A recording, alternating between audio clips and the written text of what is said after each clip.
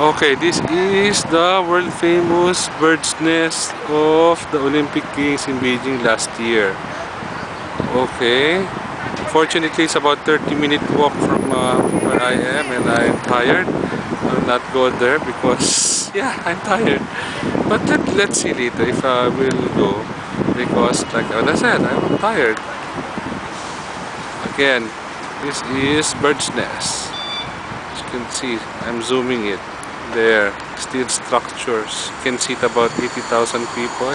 And also, this is the Olympic Village. Yeah, for Beijing again, 2008, last year, August. There, sign. And the water cube, yeah, for swimming events. Yeah, this is the world famous water cube, yeah. There, near the bridge. And my idiot friend Fentley facing backwards. And me, another idiot. Yeah, Macho Mike. Here, near Olympic Village, signing out.